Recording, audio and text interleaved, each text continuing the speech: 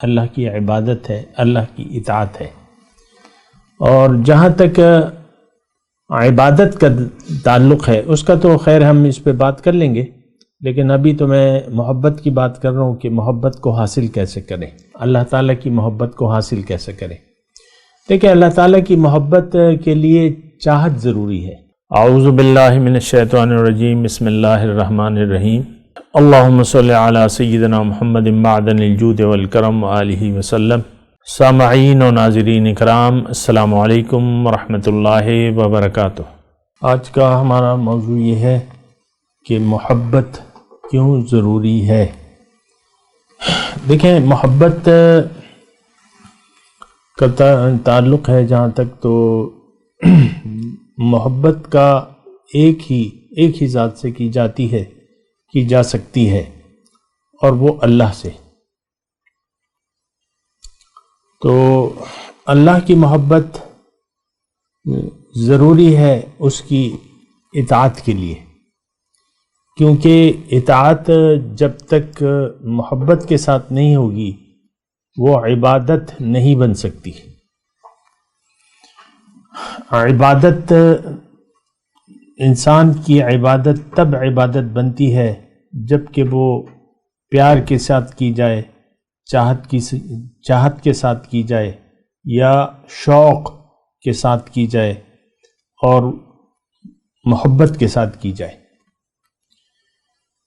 جب تک انسان کی اللہ سے محبت نہیں ہوگی کامل، تو اس کی عبادت کامل نہیں ہو سکتی۔ کامل عبادت کے لیے کامل محبت کا ہونا ضروری ہے۔ اب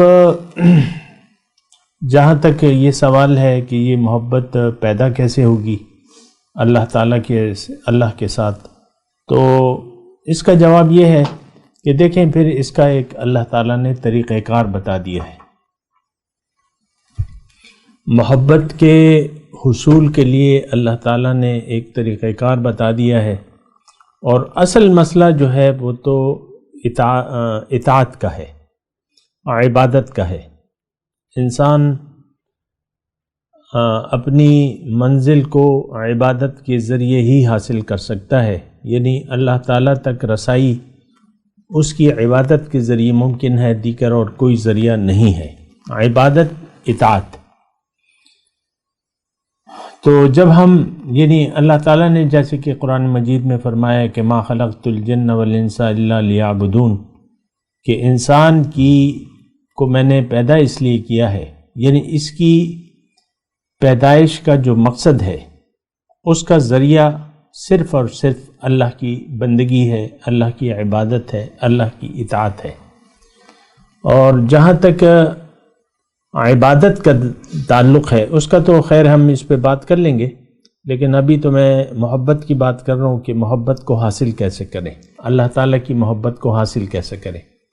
دیکھیں، اللہ تعالیٰ کی محبت کے لیے چاہت ضروری ہے، چاہ، اور پھر اس کے لیے ایک ضرورت بھی چاہیے، ضرورت بھی ہونی چاہیے، کیونکہ عام زندگی میں بھی دیکھیں، کسی بھی چیز کو حاصل کرنے کے لیے اس کی ضرورت جو ہے وہ ضروری ہے، ضرورت کا احساس پیدا ہونا۔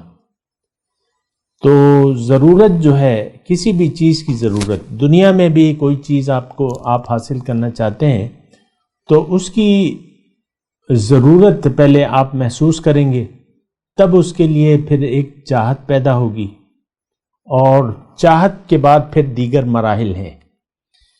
اس وقت ہمارا مسئلہ یہ ہے، یعنی ہم انسانوں کا مسئلہ یہ ہے کہ اس وقت ہم ضرورت محسوس کر رہے ہیں دنیا کی، مال کی، دولت کی، شہرت کی، عزت کی، اور آپ دیکھ لیں اسی کے ہم طالب ہیں، یعنی اسی کی طلب ہے، دنیا کی طلب ہے، اور دنیا میں جو ہے اس کی طلب ہے، اس کی ہم ضرورت محسوس کر رہے ہیں، اچھی یا بری یا جو بھی ہے وہ ایک الگ مسئلہ ہے، لیکن دنیا کی طرف ہماری نظریں ہیں، دنیا ہی کو ہم دیکھ رہے ہیں، اور یہ اس لیے کہ دنیا کو ہم نے حقیقت سمجھ لیا ہے، اور دنیا کے اصل، یعنی اللہ تعالیٰ نے جس لیے دنیا بنائی ہے یا جس لیے ہمیں بنایا ہے، اس کے مقصد سے ہم غافل ہیں۔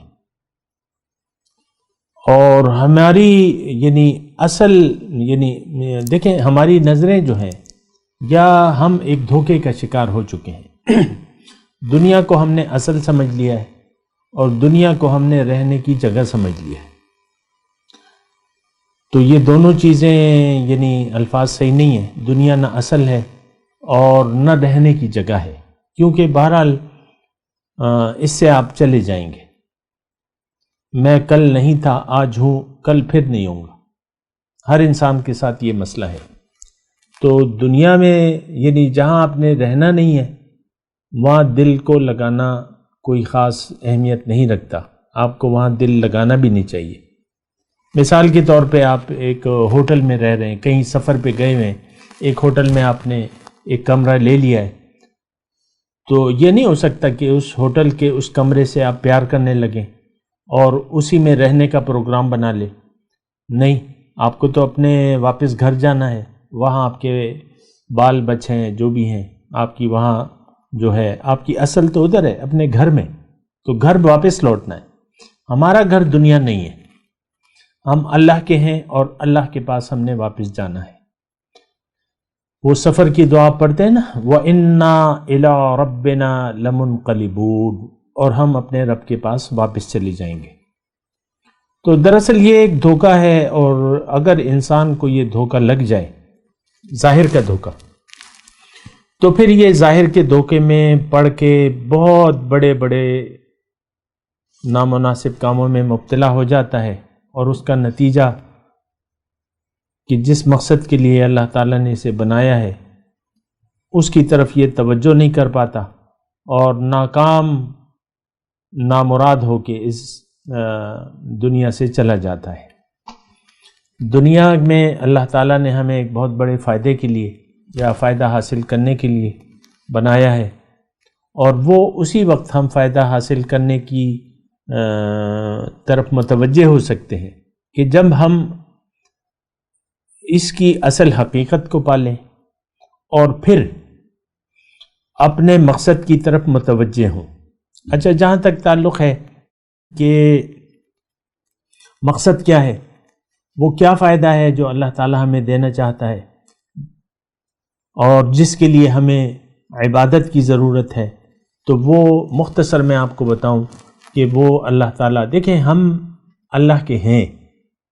وَنَفَخْتُ فِيهِ مِن رُوحِي، میں نے اس میں اپنی روح پھونکی ہے. ہم میں اللہ تعالیٰ کی پھونکی روح. اب وہ روح کو اللہ تعالیٰ اپنے پاس بلانا چاہتا ہے اور اپنے ہاں ایک مقام اسے دینا چاہتا ہے، اور اپنا تقرب ہمیں، ہر انسان کو، میں آپ ذرا نوٹ کر لیں، ہر انسان کو اللہ تعالیٰ اپنا تقرب بخشنا چاہتا ہے، اپنا دیدار بخشنا چاہتا ہے، اور اپنی ملاقات کے شرف سے نوازنا چاہتا ہے.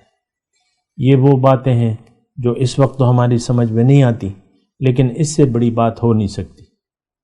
یعنی اگر صرف باتوں کی حد تک بھی ہو، لیکن اس سے بڑی بات نہیں ہو سکتی، اس سے بڑا مقام نہیں ہو سکتا، اس سے بڑا فائدہ نہیں ہو سکتا. اور یہ اصل فائدہ یہ ہے. باقی تو چیزیں آنی جانی ہیں، آپ کے پاس دولت ہو نہ ہو، عزت ہو نہ ہو، جو بھی ہو، دنیا کا آپ کے پاس کچھ بھی نہیں ہے. لیکن اگر آپ کو اللہ تعالیٰ اپنے دربار میں جگہ دے دیتا ہے اور اپنے آپ کو آپ اس دربار کے اہل بنا لیتے ہیں، تو پھر آپ کو ایک بہت بڑا فائدہ مل جائے گا. اور دنیا کیا ہے؟ وہ اللہ کے دربار میں یعنی جگہ حاصل کرنے کے لیے، کوشش کرنے کے لیے، یہ اللہ تعالیٰ نے ہمیں ایک موقع دیا ہے دنیا، اور یہ ایک امتحان ہے. اس امتحان میں اگر آپ پاس ہو جائیں اور اس امتحان کو امتحان سمجھیں، تو آپ کو اللہ تعالیٰ، آپ کو اللہ کے قرب میں جگہ مل جائے گی.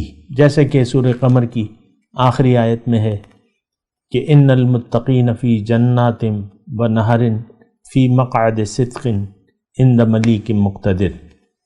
متقی جو ہیں وہ کہاں ہوں گے؟ باغات ہوں گی، نہریں ہوں گی، اور سچی بیٹھنے کی جگہ کہاں؟ رب کے دربار میں، عند ملیک مقتدر، اس مقتدر بادشاہ کے دربار میں۔ کون ہوگا؟ متقی ہوگی۔ تو بہرحال اس موضوع پہ اور بات کرتے ہیں ایک وقفے کے بعد۔ بآخر دعوانا الحمدللہ رب العالمین۔ مولاي صل وسلم دائما ابدا على حبيبك خير الخلق كلهم